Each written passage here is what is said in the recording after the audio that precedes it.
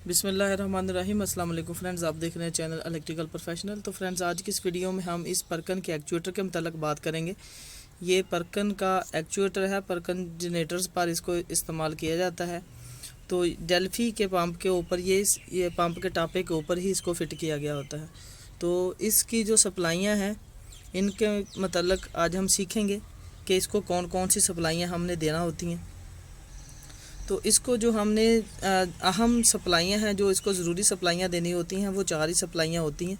बाकी कार्ड इसके अंदर ही होता है और इसके अंदर ही प्रोग्राम किया गया होता है। इसने यहीं से इसका जो एक्चुएटर कार्ड है वो इसके अंदर ही एडजस्ट किया गया होता है। किट इसके अंदर ही होती है एक्चुएटर के।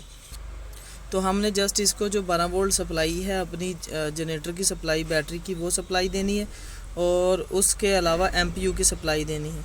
तो इस साइड से ऊपर वाले जो टर्मिनल्स हैं, इस साइड से लेफ़्ट साइड से, जहां आप सामने खड़े होंगे तो लेफ़्ट साइड से ऊपर नंबर लिखे भी होते हैं। ये ऊपर हर टर्मिनल के ऊपर नंबर लिखा भी हुआ है, शायद आपको अगर नज़र आ रहा हो। ये देखें, ये ऊपर छोटे छोटे नंबर्स लिखे भी हुए हैं, आप पढ़ सकते हैं। तो पहले ये 1 नंबर पर बैटरी की पॉजिटिव की सप्लाई आपने देना होती है और 5 नंबर पर आपने बैटरी की नेगेटिव की सप्लाई देना होती है। नेगेटिव की सप्लाई आप डायरेक्ट कहीं से भी उठाकर इसको लगा देते हैं और ये जो पॉजिटिव की सप्लाई है ये आपने फ्यूल रिले से कंट्रोल करना होती है। और ये जो 3 नंबर है, ये 3 नंबर पर जो वायर लगी हुई है ये एमपीयू की वायर है 3 नंबर पर, और ये नीचे 11 नंबर पर। 1 2 3 4 5 इस तरह, 1 इधर से शुरू होता है और 5 यहाँ पर, 6 यहाँ पर आ जाते हैं और 7 इधर से शुरू हो जाता है और यहाँ तक 12 नंबर होते हैं इसके।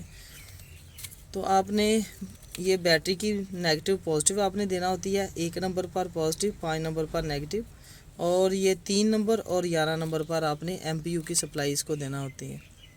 तो आज की इस वीडियो में हमने ये सीखा है कि इस परकन जनरेटर के जो एक्चुएटर को कौन सी सप्लाइयाँ देना होती हैं और कौन कौन से नंबर्स पर देना होती हैं। तो फ्रेंड्स, अगर वीडियो अच्छी लगी हो तो लाइक कर दें, शेयर करें और हमारे चैनल को भी सब्सक्राइब करें। अस्सलाम वालेकुम।